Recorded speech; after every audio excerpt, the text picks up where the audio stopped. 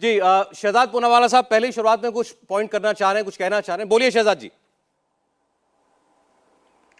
देखिए, अभी मुझसे पूछा गया कि मजा तब आएगा जब केस जारी रहेगा। मैं उसका एक उदाहरण आपको दे देता हूं। प्रताप सरनाइक जो हमारे साथ आ गए, उनके ऊपर टॉप्स केस नाम का केस चल रहा था। मुंबई पुलिस ने उद्धव जी की सेना के कार्यकाल में उसको बंद किया, तो ईडी ने हाईकोर्ट के सामने खड़े होकर कहा कि यह केस बंद नहीं होना चाहिए।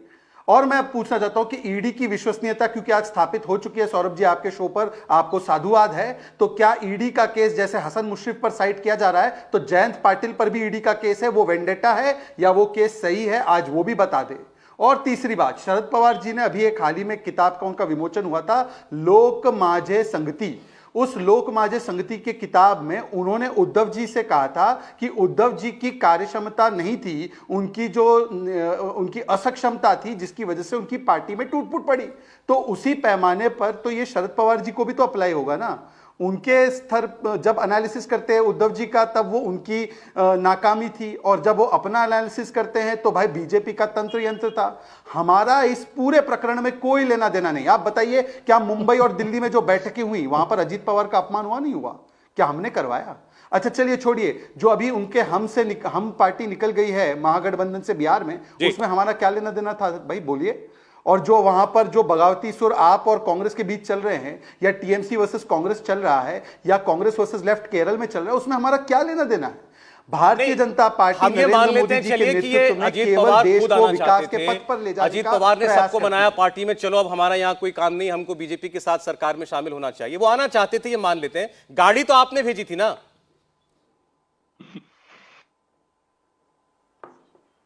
क्या सवाल मुझसे है? जी हाँ बिल्कुल।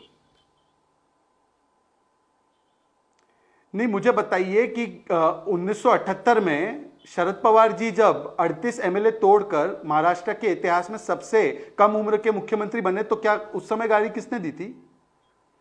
और जब 98 में वो कांग्रेस छोड़कर गए थे, उस समय गाड़ी किसने दी थी? ऐसा नहीं होता जी। आज गाड़ी हमने नहीं दी है, पार्टी हमारे साथ आई है। गाड़ी जो उद्धव सेना और कांग्रेस की किराए की गाड़ी है, उसमें यदि शरद पवार जी बैठ रहे हैं तो उनको चिंतन करना चाहिए।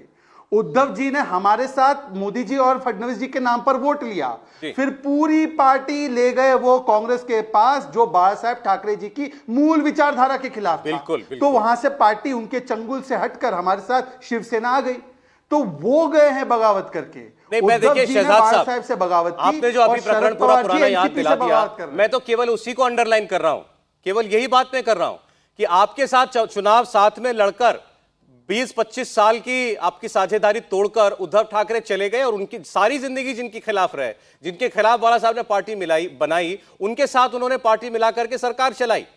ऐसे ही तब उनको कोई एतराज नहीं हुआ। आज आप जिसके खिलाफ लड़ते रहे, जिस विचारधारा के खिलाफ, वो एनसीपी आपके साथ हो गई, तो आपको भी कोई एतराज नहीं है। हासिल क्या इसका मतलब यह कि विचारधारा डज नॉट मैटर, आइडियोलॉजी का कोई मतलब ही नहीं है। ना आपके लिए मतलब है, ना इनके लिए मतलब है। सरकार में कोई कैसे रहेगा, यह साबित करना है बस। इंडिया टीवी हर वक्त हर जगह डाउनलोड करने के लिए सर्च करें India TV news Google play store या ऐप स्टोर पर।